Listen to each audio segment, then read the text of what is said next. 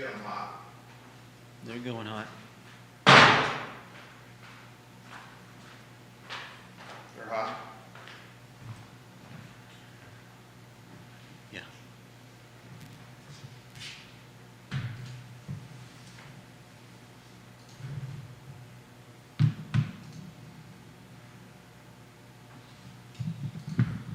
All right, guys, we're going to get rocking and rolling here in a matter of moments. Hit that like button. Do me a favor, hit that like button.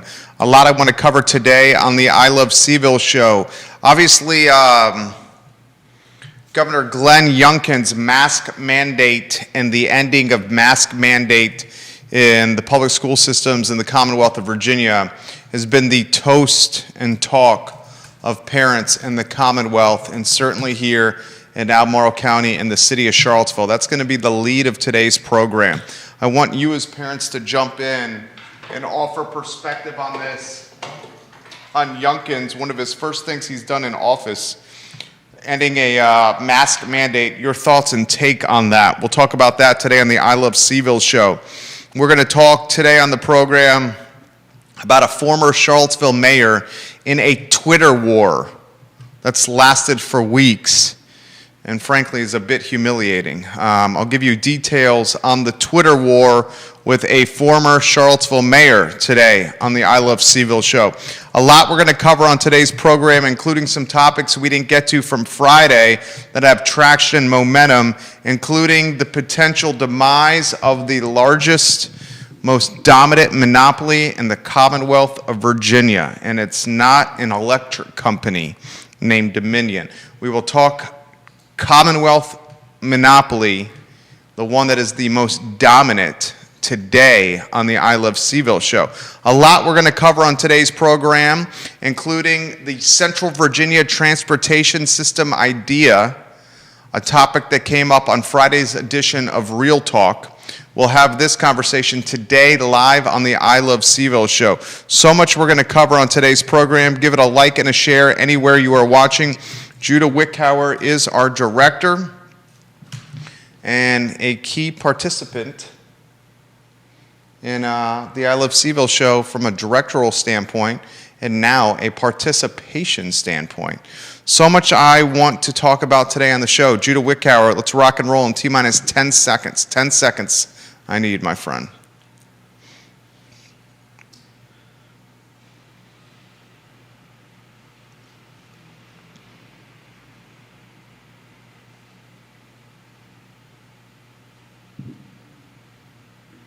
Quiet on the set.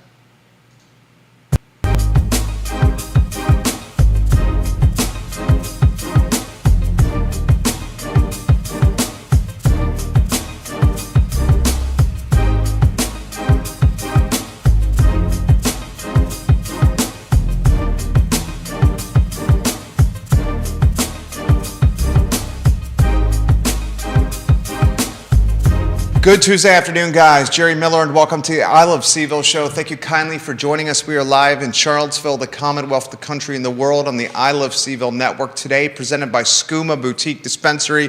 The best dispensary in Charlottesville is located on the downtown mall, and it's not even close. It's Skooma Boutique Dispensary, located next to Rapture Restaurant in the downtown mall. Certificates of analyses for everything in the store. Skooma Boutique Dispensary. So much I want to cover today, including the potential demise of the number one monopoly in the Commonwealth of Virginia. It's the ABC, the liquor store that is a stranglehold on liquor, hard liquor business in our Commonwealth. I'm going to give you an idea of percentages from a profit standpoint and a delegate in Richmond that is looking to potentially eradicate or terminate is a better word, the ABC in our state, in our Commonwealth. A lot I want to cover today, including a former mayor of Charlottesville in a Twitter war of tremendous proportions. It's been going on for weeks now with Charlottesville Twitter sphere. We'll let you know the former Charlottesville mayor who's on a Twitter war. Glenn Youngkin, the governor of the Commonwealth, is looking to, in fact, he's put policy in play that's going to end a school mandate of mask wearing. That's going to be the lead of the show. We will also discuss on today's program a Charlottesville or a Central Virginia transportation system. This is a topic that first came up on Friday's edition of Real Talk with Supervisor Diantha McKeel and Ted Reek, the CEO of Jaunt. I learned a lot from that show. And if you want a real in-depth look on transportation in Central Virginia, how it impacts housing, how it impacts affordable housing, how it impacts counties all over Central Virginia, and what we can do to improve transportation, go to iloveseville.com and listen to the show with Ted Reek, CEO of Jaunt, and Supervisor Diantha McKeel. It is a fantastic one that Keith Smith put together. We will also talk Charlottesville Cannabis Club and a new location for the Charlottesville Cannabis Club in the Glass Building, the former location of the X Lounge, the one-time location of the Bebedero, a massive space for Matt Long, the head of the Charlottesville Cannabis Club. We will discuss Amazon packages stolen from trains. There's a new Wild West out there. And at one time, the Wild West consisted of bandits on horseback hijacking moving trains to steal gold and precious commodities from moving trains in the Wild West. Now in 2022, bandits are not atop horses, but they're jumping trains nevertheless, and they're stealing a new kind of commodity. And that commodity is Amazon packages heading to our homes in same-day delivery fashion. That topic on today's show, along with Kyle Guy, Virginia basketball alum, signing a two-way contract with the Miami Heat, and key UVA football players returning for another season at the University of Virginia in Charlottesville. Judah Wickhauer is our director. Let's go to the two-shot, and let's welcome Judah Wickhauer with a friendly wave, a friendly smile, and a look of a handsome gentleman over there. Judah, good afternoon. Good afternoon. Did you manage the snow well, my friend? Yeah, it wasn't really that bad. Not nearly as bad as the last one. I haven't heard any news, but I don't think too many people were affected nearly as badly as the first snowpocalypse of the year. You're 100% correct, sir. In fact, I have a statistic from Bo Sykes of CBS 19 that I retweeted yesterday on my Twitter account. Follow Jerry Miller now on Twitter. This was from Bo Sykes of CBS 19, my friends. He tweeted this yesterday, which I think you will find interesting. Only 5 homes, I should say, in Albemarle County in the city of Charlottesville, as of yesterday afternoon, had lost power. 5? Yeah. How do you even count that? Well, Dominion has a service map where they identify in their service map which homes are out of power. So this was from Bo Sykes, CBS 19, 5:52 p.m., correction, on Sunday evening, 5:52 p.m. on Sunday evening. He says via Twitter, here's some good news. Power outages are not a problem at this point of the winter storm. As of 5:50 p.m. this past Sunday, only 5 homes are without power in Albemarle County and 0 in Charlottesville per Dominion's map. It was a much more powdery snow, right? And a less heavy wet snow, which I think clearly had an impact on power outages and power line destruction. That's certainly true. I think there was also less of it, and we were more prepared. I also think that whatever hanging branches were waiting to snap off and bring down power lines probably went down in the first storm, and so there wasn't anything left to break the connection. I also agree with that. Judah Wickhauer will participate even more on even more on the show today. I want to highlight something from one of our viewers, JoJo Robertson. JoJo Robertson, if you go on her Facebook page, she is doing a very generous thing of collecting blessing bags for the homeless. The bags will be put together on February 12th at 1 p.m. at Washington Park. JoJo and her team are desperate for items to be placed in these bags. She's looking for tissues, razors, juice boxes, granola bars, combs, deodorant, toothpaste, toothbrushes, socks, and crackers that could be put in blessing bags for the homeless that will be distributed on the 12th of February at Washington Park. JoJo, I encourage you to get a hold of Carrie Rock of Do Good Seville. Carrie Rock of Do Good Seville, who may be able to help you with this blessing bag distribution. Now, Judah, I want to get to the topic of the day, and a topic that undoubtedly has got a lot of parents saying, what the heck is going on here? What the HE double hockey sticks is going on? And I'm curious of your take. We'll get to your perspective. Scott Aaronworth, Virginia Beach, welcome to the show. Glenn Youngkin, this news broke on Sunday and into Monday morning. He's now the governor, and the governor of Virginia is doing an executive order that seeks to end mask mandates in schools. On Saturday, shortly after Youngkin took office as Virginia's 74th governor, he issued 9 executive orders.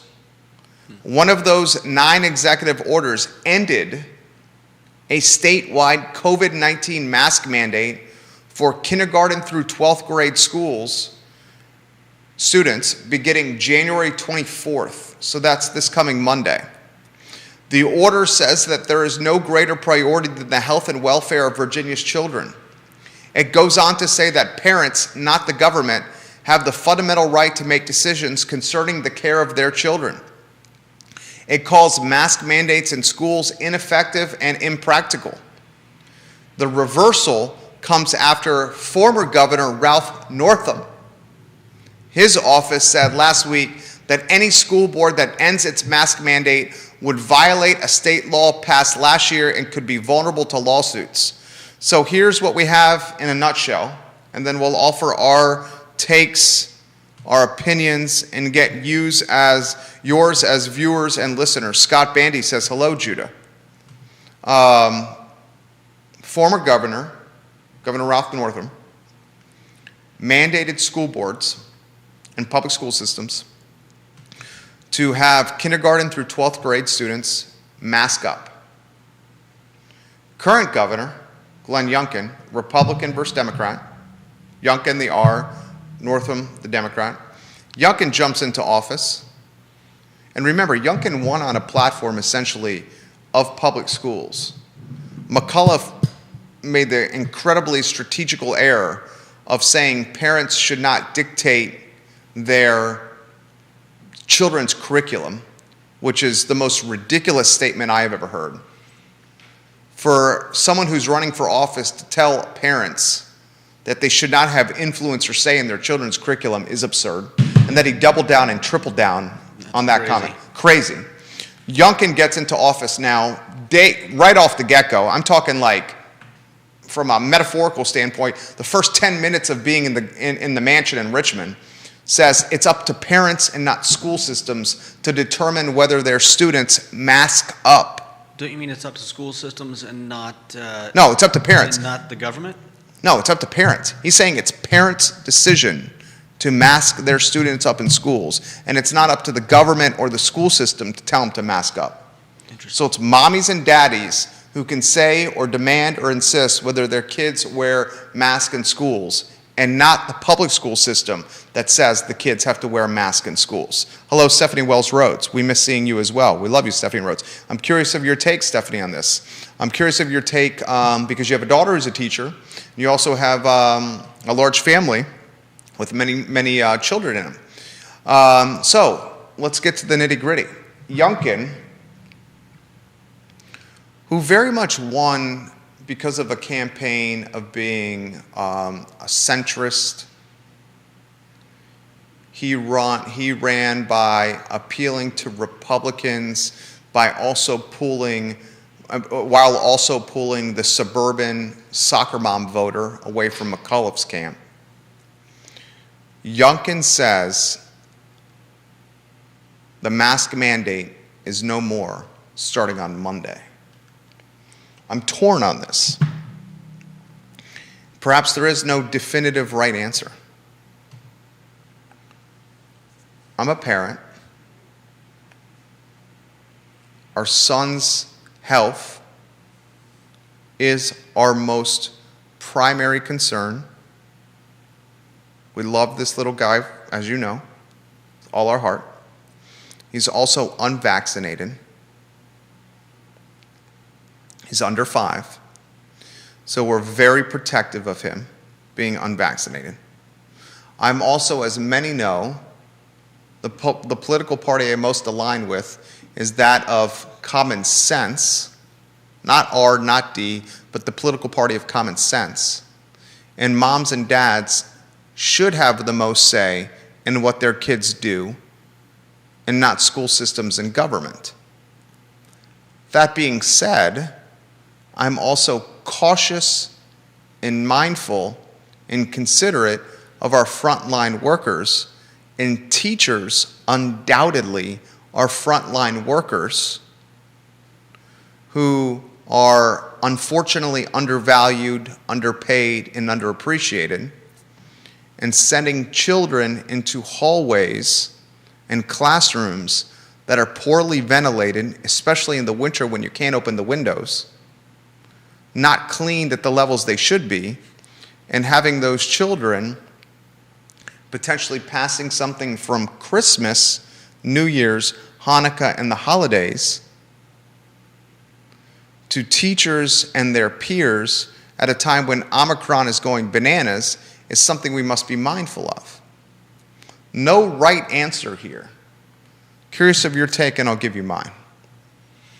Well, I think I agree with, on a broad sense, I agree with him that ending the mandate was a good thing. I think this is something that is better decided by school boards, parents, and teachers. And so I agree. I think that they should be making these choices, not some government entity. That being said, you're right. While kids might not be strongly affected by COVID, and I haven't heard anything about how they're affected by the Omicron variant. I would imagine it's even less than any problems they may have had with the COVID, the original. But you're right. We also have to worry about teachers catching it from kids, because just because a kid isn't showing any symptoms doesn't mean that they can't be passing it around to other people. But teachers can wear masks. I don't think taking away the mask mandate means that nobody can wear masks. I think it just means that there's no big brother looking over your shoulder saying you have to do this. I think, again, this is something that should be talked about in school boards between parents and teachers, and they should come to their own decisions. And teachers that are worried should be wearing masks. We'll get to viewers' takes, and then I'll give you mine. I will relay this on air. I will relay this on air now. This is Mark in Crozet, Mark McKinney. With COVID-19 vaccination for children available, and he's a parent of 4, I believe, Mark, is that right? Memory serves correct? With COVID-19 vaccination for children available, I think it is an appropriate time to allow for parental choice at this point in sending their children to school wearing mask or no mask. Albemarle County has one of the highest vaccination rates in the state.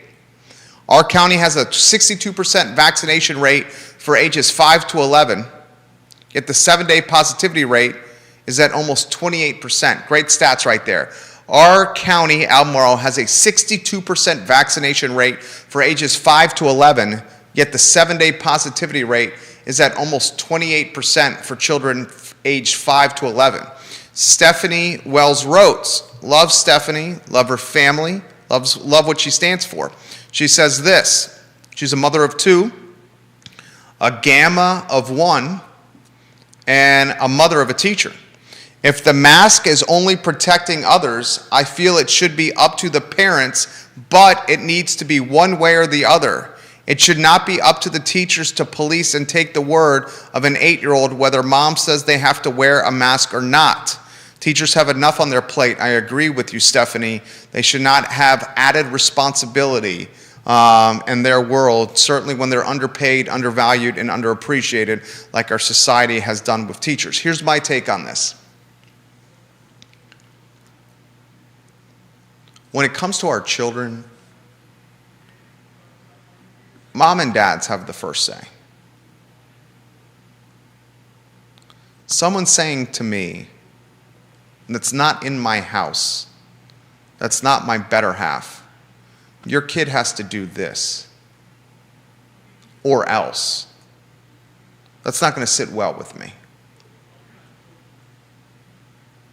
Now, it's different if it's outside your home. It's different if it's, and it frustrates me to say this, business related, because I'm a small government guy. But when it comes to my kid, mom and dad have the final say. And when you're a parent, it isn't until you're a parent do you realize the responsibility you have for this little human that has this huge piece of your heart that you never realized you could give to someone. I think it's certainly a parent's decision whether to mask or unmask their kid in a school.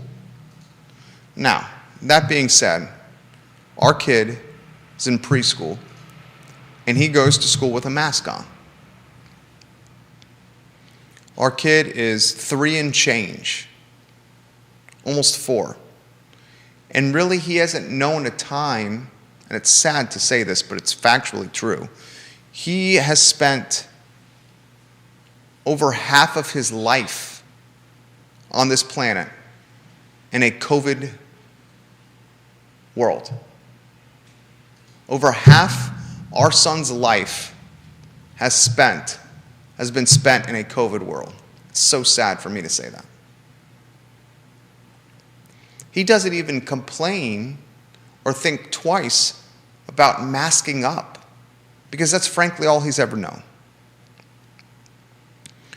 Youngkin is making the stance, it's not up to government to determine what mommies and daddies do with their kids. There's this dichotomy of A, what is government's reach and what parents should do. The government should not reach into the bedroom, into church, and into parenthood.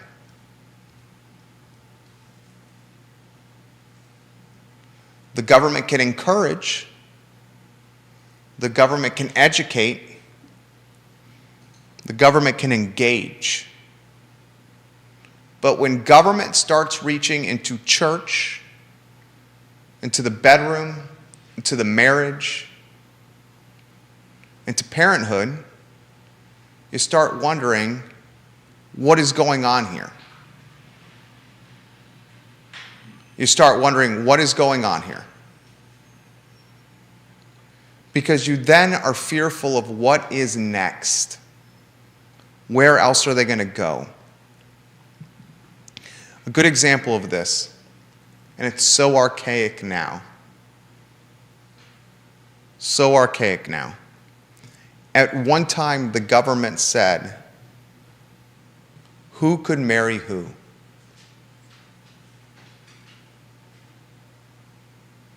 Remember? Mm-hmm. Still does. Yeah, to some extent. To some extent. Mm-hmm. I don't think the government should be able to say who can marry who. Yeah, I agree. I don't think a government should be able to say what a woman can do with her body. I don't think the government should be able to say how we practice our religion and the passion or the extent of the God we believe in. There's a reason the phrase separation of church and state exists. Do we think the government should have a say in how moms and dads raise their kids? Where does it stop? How far will it go?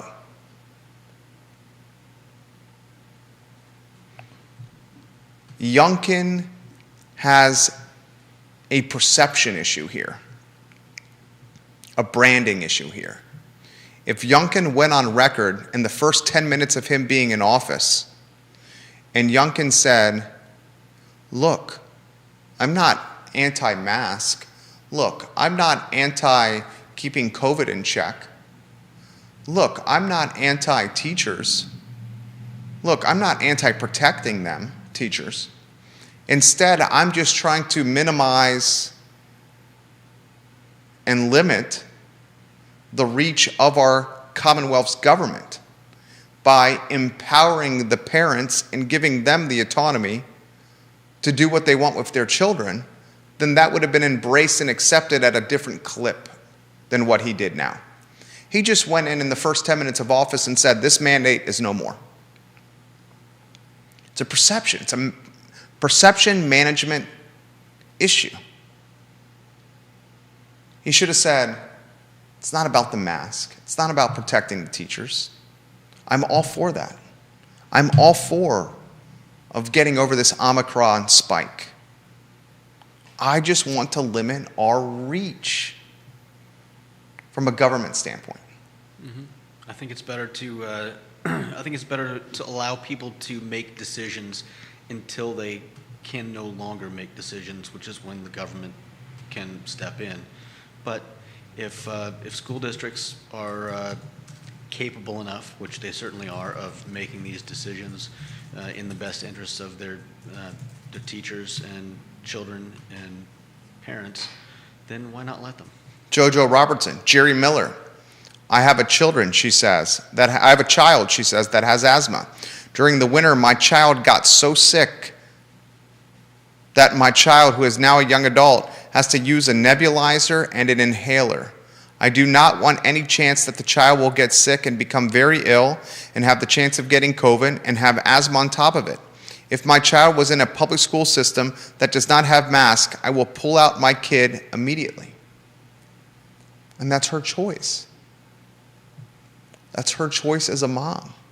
And I would assume that she would, if that came up, that she would bring that up with the school board and present her case. And that's part of the school's decision is, how do parents feel? How do their teachers feel? Mark and Crozet, all of this comes down to the following. You reap what you sow. Make your choice and live with it. Life is about decision making every single day. Some of us make better decisions than others. And when you get out of bed, and you put your pants on and your shirt on, you're making decisions constantly. And the decisions you make will determine the outcome of that day. And life is a string or a sequence of hundreds, if not thousands, of decisions you make every 24-hour period. And before you know it, a bunch of strings and sequences become a week, a month, 6 months, a year of decision making. We should empower parents and citizens and Virginians and Charlottesvillians and Albemarle Countyans with decision-making foundations. Education, engagement, data, information, statistics that help make the right decision. That's the role of the government. Here are the stats. Here's some information, some education to help you make the decision you choose to make. And then you allow voters or citizens to make what decision they want to do. it's not the role of the government to mandate, strong arm, demand people to do something. That authoritarian mentality is a frightening one, And hard to put down. because you wonder where it's going to go and how far it will go. Am I wrong? No, that's why I said it's hard to put down. Once you've got the authority to do something, why would you ever let it go? I think that's what a lot of people are afraid of with this kind of thing, mandating what people can do in their own areas. Like some guy in D.C. knows what's best for a small town school. Like someone running for governor saying parents should not have any influence on their children's curriculum in schools. Yeah. All right, a couple of other topics I want to get to.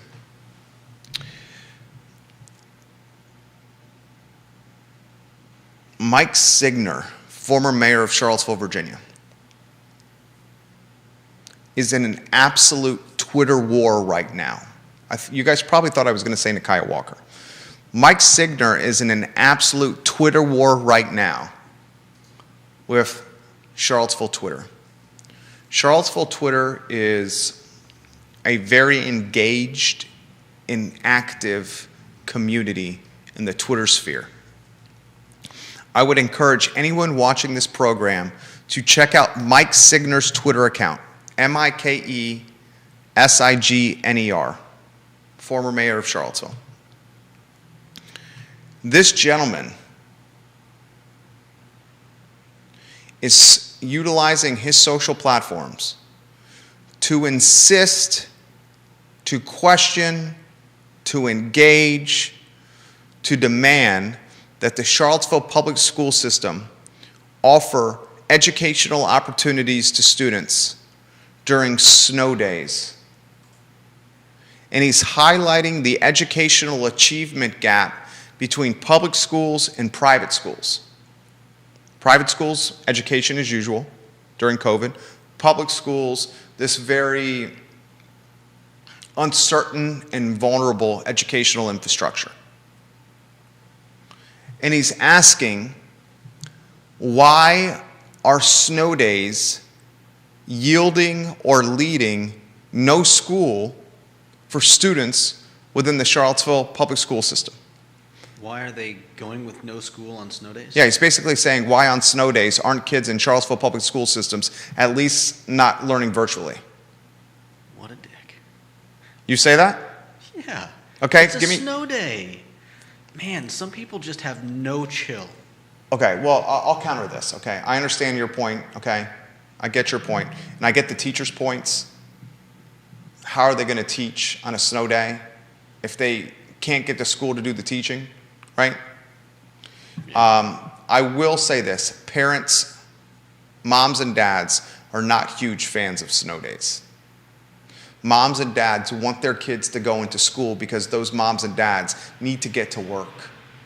On snow days, I'm sure a lot of them are not going to work. A lot of moms and dads still have to go to work regardless of the snow. They really do. Moms and dads don't look at snow days as single people, college students, teenagers, middle schoolers and high schoolers and teachers look at snow days. That's what we're talking about, kids. I'm just saying, moms and dads aren't crazy about snow days. Anyway, long story short, this is what Signer's doing, former mayor of Charlottesville. He is saying that one of the reasons Glenn Youngkin got into office, he's literally tagging Glenn Youngkin. He's tagging the superintendent of city schools. He's fighting and battling with Charlottesville teachers and parents and husbands and wives of teachers. Literally on Twitter, the former mayor of Charlottesville. He's saying one of the reasons Glenn Youngkin was elected into office is because of the dysfunction within the public school systems. And he's highlighting dysfunction as no educational opportunities, even virtual ones, during snowy situations. He's saying, Mike Signer, how can we not be prioritizing education on snow days when our public school students are so far behind private schools? He's saying we should maximize efficiency with any day possible to close the achievement gap between public and private school students. And if we don't do that, we're doing a disservice to our students. He's saying these snow days should be like normal school days, but virtual.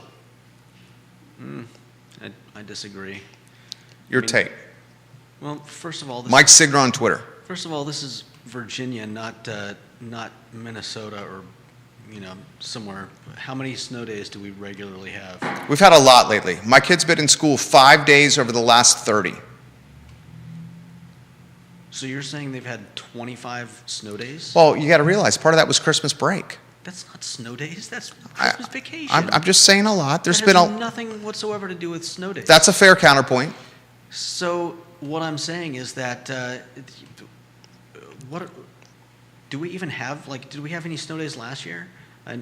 I know Trey wasn't in school then. Last year was tough because last year was so dramatically impacted by COVID.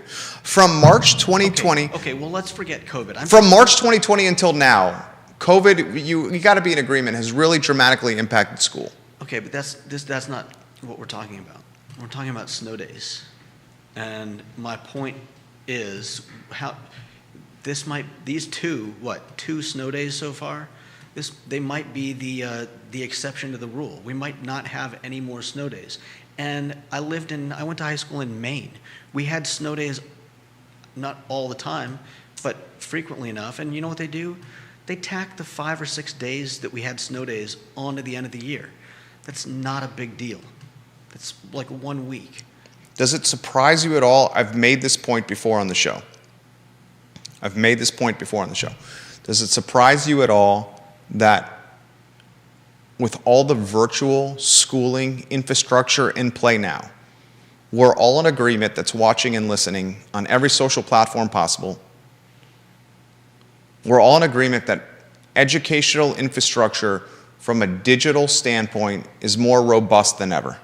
Certainly, but that's also different from you saying that parents want their kids to go to school even on snow days.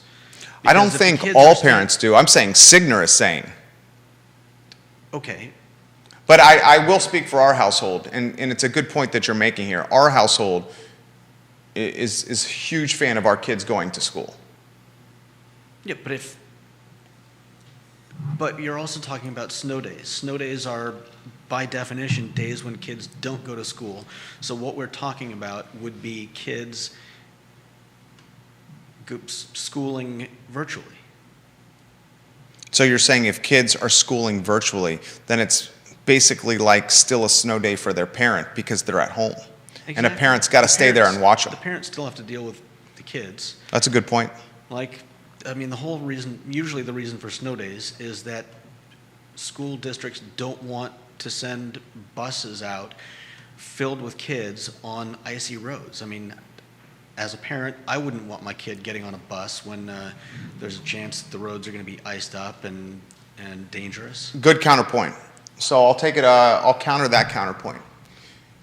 What you're just saying is a snow day, even if the kid is learning from at home through Zoom or through the computer, it's likely going to impact the parent's work schedule regardless because they're going to have to stay there and watch their kid at home. Somebody's going to have to watch the kid. Someone's going to have to watch the kid, depending on the age of leaving them alone. That's a great point. I will counter that counterpoint by saying this, and then we'll head to the next topic. Scott Bandy, we'll get to your comment here. How about the education piece of utilizing every day possible to try to close the educational achievement gap that COVID has magnified? Okay, but like I said, in schools that regularly deal with snow days, they actually have like a week or two set aside at the end of the school year that's kind of like a flex period. It's like the end of school is going to be whatever it is, the 5th of June. unless we have 5 snow days, in which case we have a week set aside where we can add those days to the end of the year so that the kids are getting the time that they need. So your comment is Signer, chill. Yeah. Like, Signer, take a deep breath. you know what I loved hearing yesterday? Kids out playing and enjoying themselves. It's snow. Let them have some fun. I mean, just stop being a stick in the mud. Judah Wickower, bringing it today. Well said. Telling the former mayor of Charlottesville to stop being a stick in the mud. Yeah, seriously. I like it, Judah. I like it a lot. What's your take, parents? What's your take, moms and dads? Should kids be learning virtually on snow days, especially kids in the public school system? Because undoubtedly they could be educationally behind their private school peers because of COVID. It's a good topic. It's a good question. Some people forget what it's like to be just fun and carefree and like a decent person. I think sometimes life does that to you, though. I think so. Life can jade and demoralize and disturb and depress and disgust and wear someone down like a number 2 pencil. It certainly can, but taking fun away from kids, that's just... Don't take fun away from kids, Judah says. Oh, God. I love it.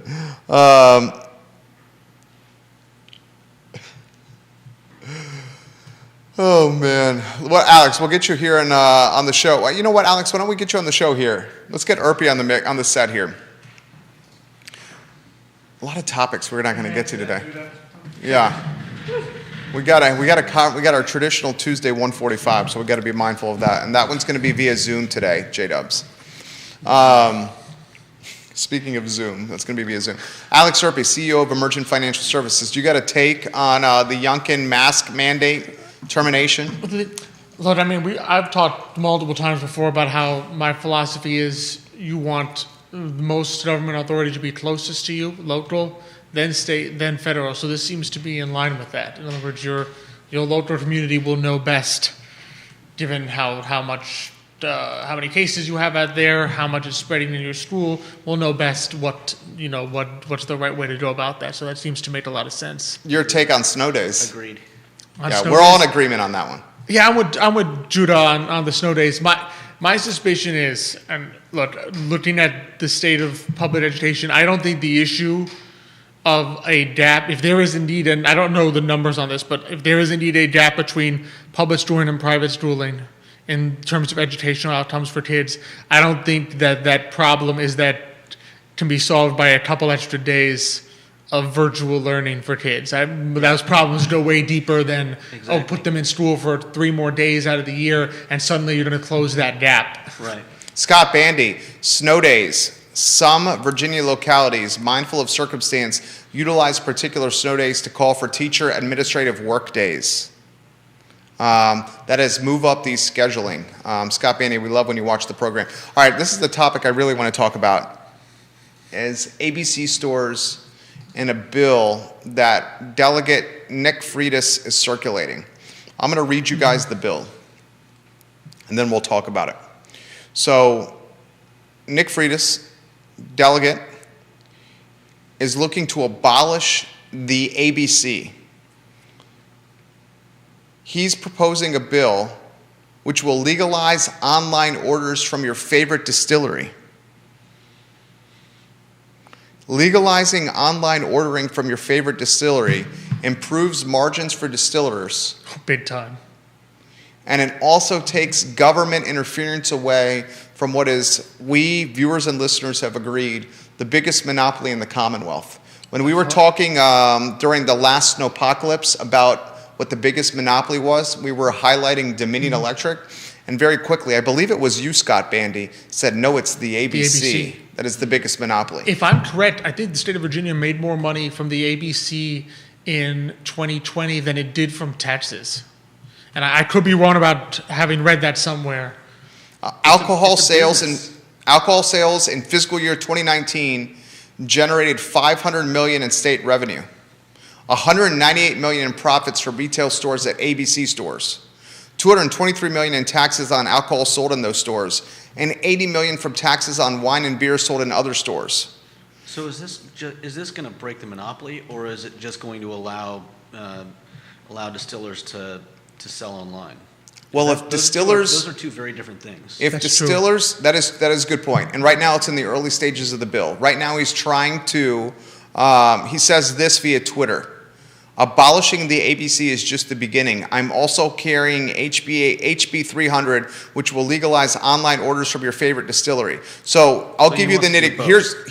Here's looking both. both. Virginia Delegate Nick Freitas is on a mission to do away with state-run liquor stores. He filed a bill this week that calls for Virginia Alcoholic Beverage Control Authority, ABC, to get rid of all real estate used as government stores. The bill would also support eligible private businesses obtaining a license to sell packaged hard liquor.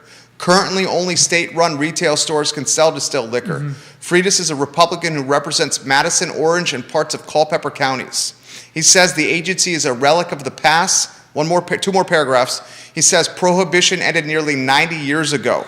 There is absolutely no reason to maintain a state monopoly on the sale of alcohol. Virginia is one of 17 states with government-run alcohol sales. He wants to privatize booze.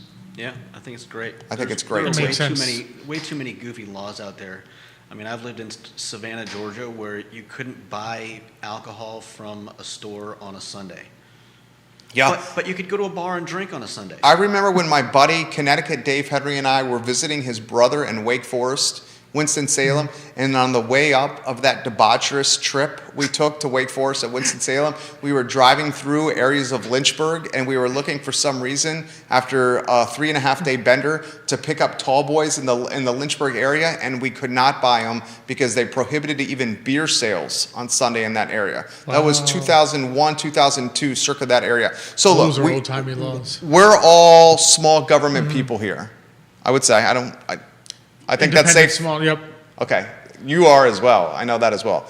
The abolishment of ABC stores and allowing distilleries to have licenses to sell direct to consumer via digital platforms. Anywhere you want to go, Irpy, on that topic. No, it makes complete sense. I mean, because right now, let's face it, the ABC is a scheme right now. It's a profit-making scheme Yeah.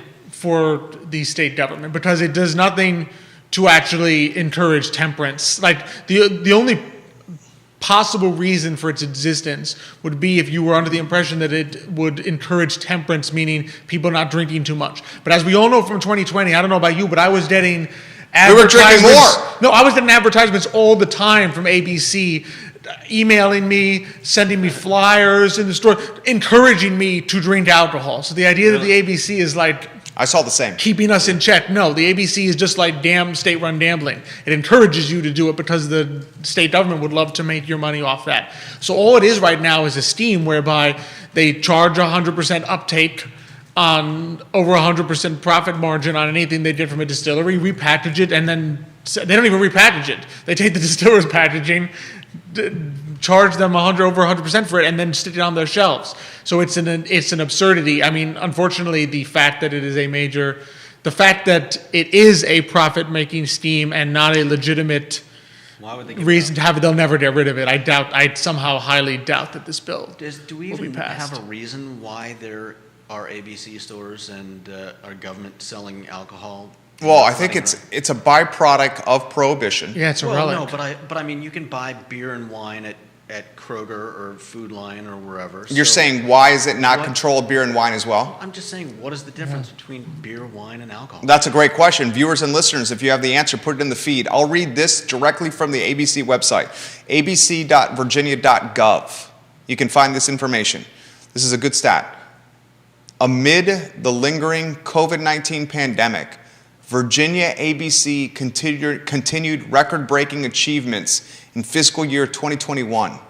Virginia ABC reached gross revenues of $1.4 billion with a B and contributed $616 plus million to the Commonwealth for designated state programs and services. The resiliency and commitment to excellence by Virginia ABC employees to adapt to the demands of the constantly changing environment was the key to the authority reaching its goals once again. So this is in a lot of ways rhetoric. Well, ABC rhetoric justifying its their importance. achievement, their great achievement is selling more alcohol to Yeah. people and you When try we're to sit trapped there at and home. say, well, and like, it's an understandable if a private company said that, but do I really want my state government to be looking at ways to have people drink more alcohol? I'm not sure that's exactly what I want my state government's purpose to be. I'll play devil's advocate for the sake of a talk show. Anyone that's watching this program realizes that I want the power and the autonomy to be in the hands of the little guy and not of the government. Anyone who watches that knows that's my ideology. But for the sake of a talk show, I will say this. If the ABC continues to exist, that 1.4 billion in gross revenues, 616 plus million was allocated to Virginia designated state programs and services. Would the revenue start diminishing to state programs and services if the ABC is abolished? And would it stay instead in the coffers and the accounts of private businesses as opposed to going to government-funded needs, resources, and priorities? Good example is, terrifying example, but a good example, is lottery goes to public school systems. Weed, it's crazy to say this, weed is going to go to public schools and children. Revenue and taxes from weed weed is going to go to public schools and kids.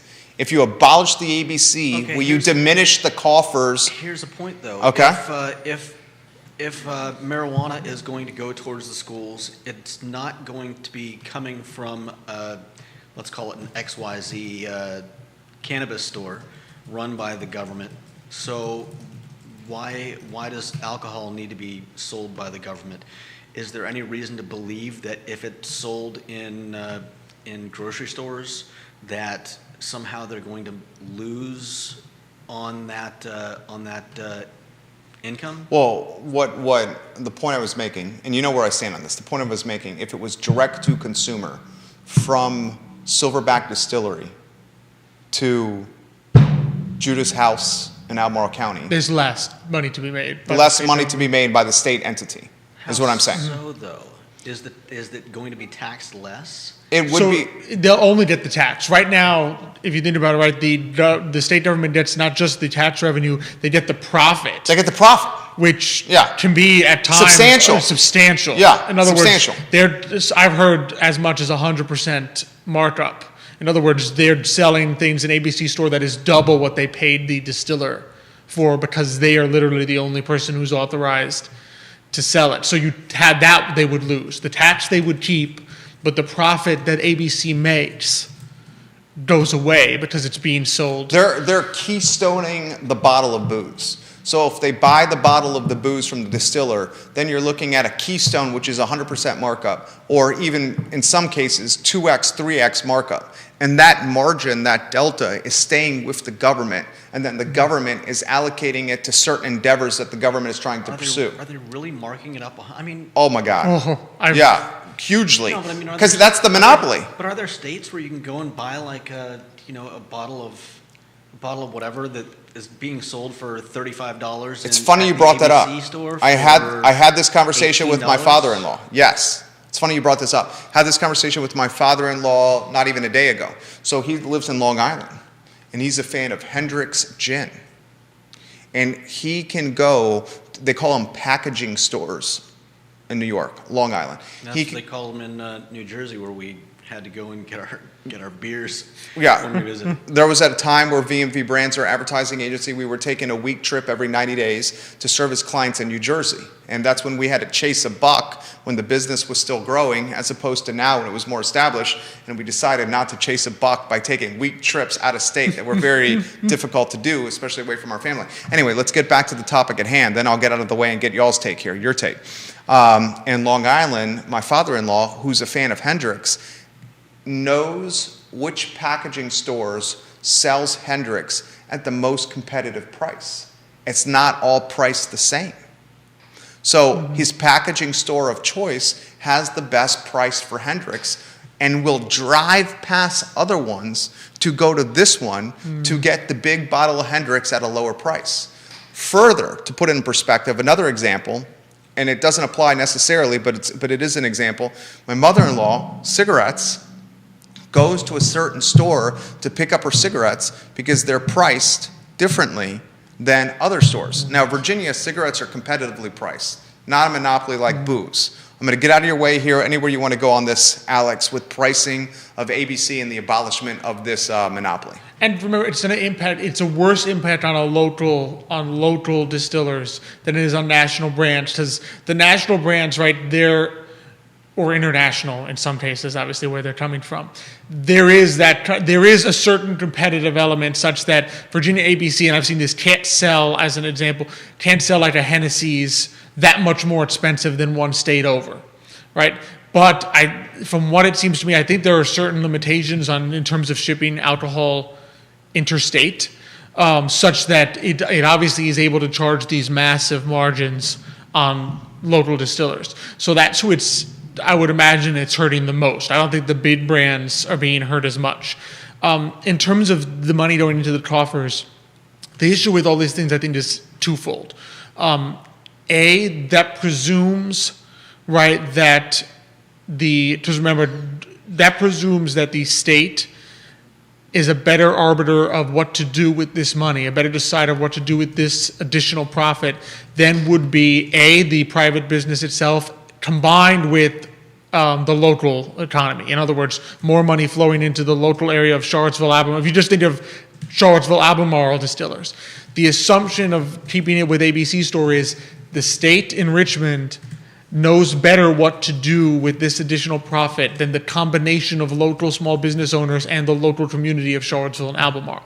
I think that itself is a dubious distinction. I'm not sure I would argue that Richmond knows better what's better for Albemarle and Charlottesville than people living in Albemarle and Charlottesville. Nicholas, right? Go ahead. Secondly, it leads you, I think, back to the disturbing thing about the state being in, as an example, gambling, which is gambling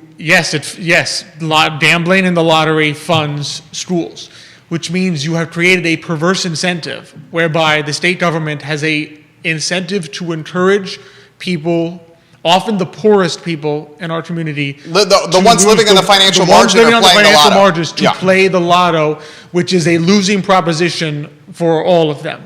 And you would sit there and say, and if anything, the government should be discouraging gambling. But unfortunately, they have put themselves in a position where they encourage gambling because it's going to the schools. Isn't that wonderful? So, I mean, I think transparency is always better. I think you're in a much better boat if the state government just needs to come out and say, here's what it costs to run the schools. I need to tax you X in order to do this. Everyone knows exactly how much is coming from where. You know where the taxes need to be to get you to this amount. And then we have to decide, is this a level of government spending that we want, or is it too high or too low? But with all these little pieces coming in from here, from there, plus we all know money's fungible, right? Meaning the money can come from a bunch of different places and it can be earmarked here, but that just means you're not using it somewhere else, right? So having it come from all these different places, I think just confuses the issue and leads to less transparency rather than more. Judah Whitcower, jump in here. Yeah, I agree. When you've got the government actively, I mean, should the government be advertising for anything? I mean, that's just absurd. Government should not be in charge of businesses ever. Neil Williamson on Twitter. That's my take. we know that's your take. Neil Williamson on Twitter says this. Neil Williamson, follow him on Twitter. Check out Free Enterprise Forum. The Virginia Alcoholic Beverage Control Authority released its unaudited draft financial results for fiscal year 2021 to the Virginia Department of Accounts and the Auditor of Public Accounts, showing gross revenue of $1.4 billion, up $163 million over fiscal year 2020. He continues, Virginia ABC has four main sources for revenue: sales of distilled spirits at stores, A, state-imposed taxes collected on beer and wine sales, violation penalties, and licensing fees.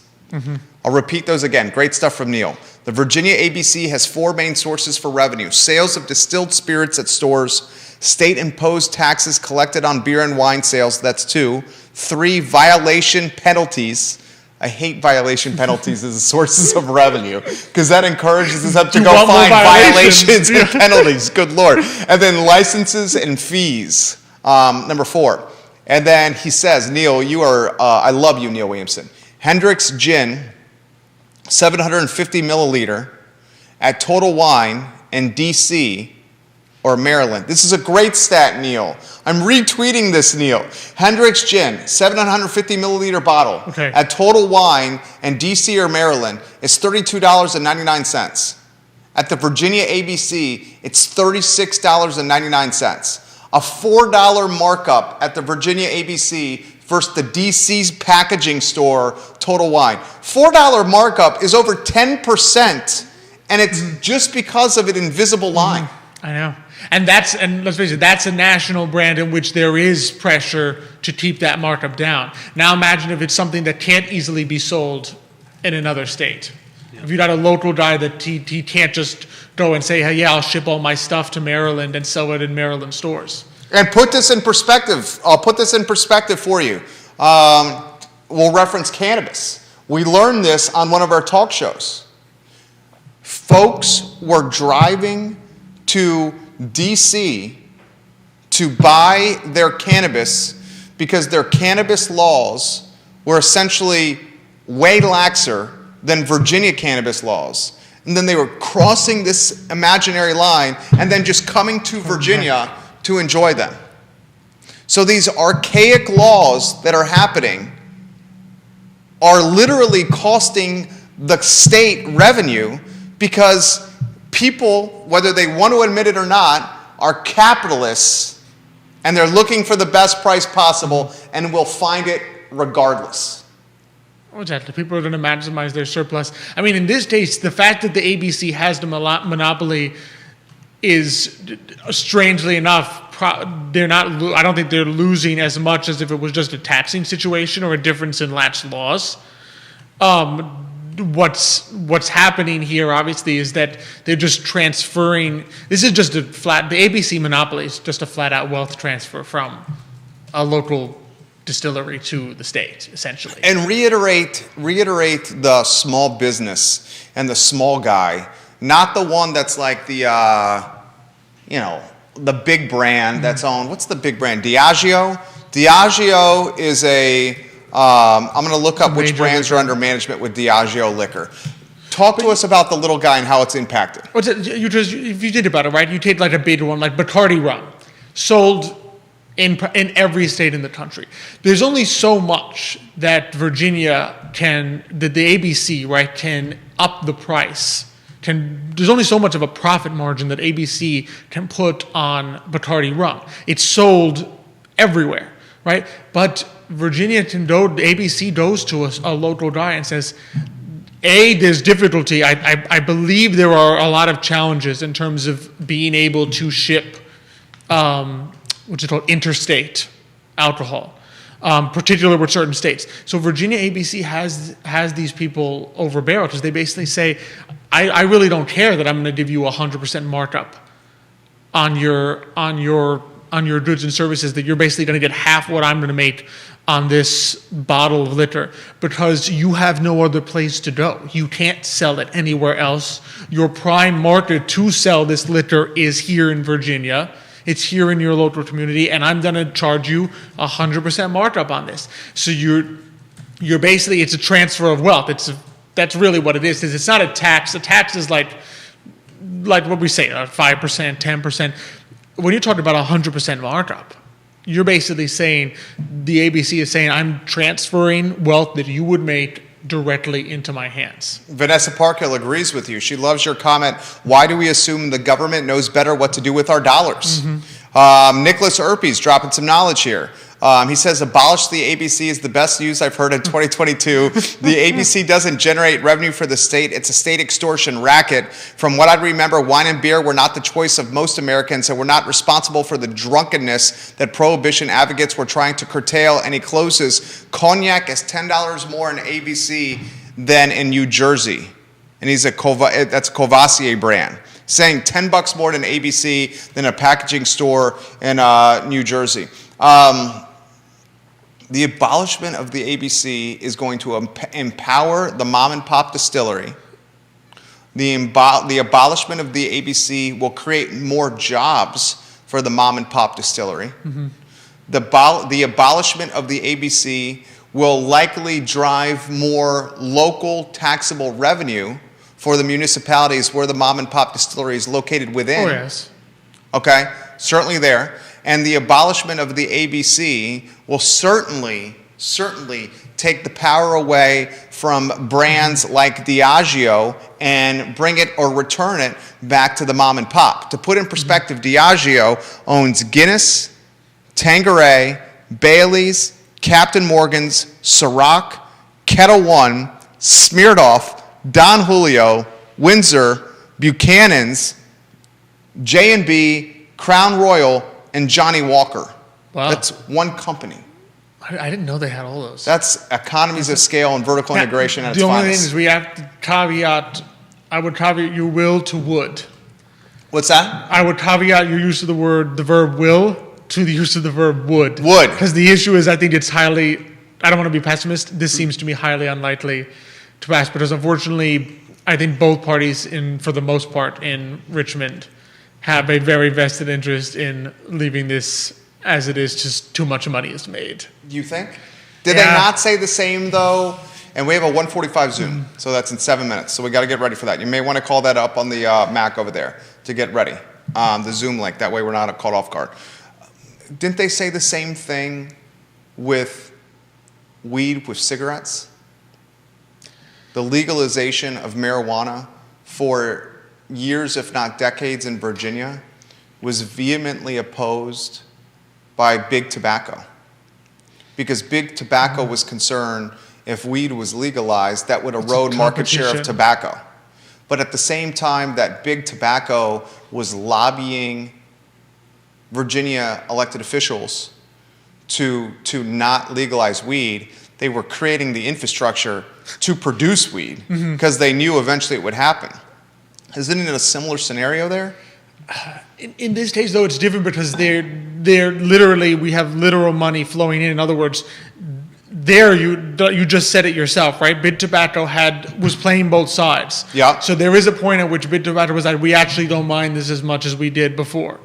Here, I mean, what's the other financial side? Like, who in the state government has an incentive to cut Cut the ABC. to cut the profit To empower coming- mom and pop. Exactly. Well, I mean, it's literally just the dollars. I mean, what do you say, 1.4 in revenue? 1.4 billion, 1.4 billion in revenue. I mean, who in state government wants to cut that out of the budget and then have to, like, let's face it, they would have to raise taxes to then, or either cut the budget or raise find a new taxes, source of Find taxes. a new source of income. I mean, they're not going to want to do that. There's too much money in it to be made. It's a good topic. I would love to see or be a fly in the wall with that discussion of how Richmond, how the governor's office would handle the abolishment of ABC. Because we know it's a relic and it's archaic. We know it's extortion and a racket. And we know the people that are suffering are voters and citizens and distillers alike. Very good topic right there. Anything you want to add? No, just that I feel like abolishing the ABC stores would have an incredible benefit. I mean, if the only argument for it is that they're They're funding state agencies massively or endeavors. if the only argument for it is that they're massively inflating prices and making bank, well, what about if we start investing in our own local businesses? If distillers can start making a larger margin, that means more taxes. If they start More jobs. yeah, if they start Payroll doing, taxes. if they start doing better and start bringing in more employees, that's like you just Yep. said. That's more employment, more taxes, and I don't see a downside. Alex, anything you want to add? I mean, this is a classic case of what they call diffuse costs and concentrated benefits. And you can see it in numerous things. And what that just means simply is the benefits of the ABC are very largely concentrated among a small group, namely the state government. And among that small group, it's a very large benefit. The cost is spread out among lots of people. So each of us only bears a small cost. Each of us bears that little $4 cost of the ABC. So each of us has a very small incentive to go out there and march. I mean, are we three going to go march on Richmond for the end of the ABC? Probably not, right? It's not worth our time to go do that. But it's worth a lot of time and effort for the people who are involved in ABC and for the state government to put in the effort to keep it there, because they have a very large benefit that is very concentrated amongst them. We have a very large cost that is spread amongst a lot of people, none of whom probably has the financial incentive to go out there and really push for this. Alex Erpy dropping knowledge. Judah Wickhauer dropping knowledge. The I Love Seville show. Topics like this in an approachable setting. Today y Mañana, Alex and Xavier show, presented by Emergent Financial Services. Thursdays at 10:15 a.m. My friend, what's on the docket? Dallas Kirby, he's got a local soft wash, DNA soft wash company. And he's going to come on. So small business owner, going to come on. Great. My dad has spoken to him a couple of times, enthusiastic guy. So he's going to come on, tell us a little bit about his business. We'll learn a little bit about not just what he does, but how he navigates this area, especially going into a season. I think after all this snow and dripping down people's houses, I think people are going to be looking for some soft wash in the spring. A topic we may want to discuss, and we got 90 seconds for this, so I'll bring this up later. Local radio has reached out to the I Love Seville show about carrying the I Love Seville show on the radio dial. Ooh. Whether or not we will do this is a topic perhaps we will consider on the Interesting. show. Obviously, they get localized content that they can monetize without much labor output. That's what we in Spanish, that's how you do. Ay, qué interesante. While the endeavor is interesting or appealing to me, it may require us to make some changes that I'm not necessarily comfortable with. Maybe that topic tomorrow on the show. Alex, very well done. Thank you. CEO of Emergent Financial Services. Always fun with you too. Judah Wickhauer, our director, our Zoom in T-minus 90 seconds. Thank you for joining us. Judah, well done. I'm Jerry. You guys have a good afternoon. We'll see you tomorrow at 10:15. Take care. Alex, excellent. Excellent work.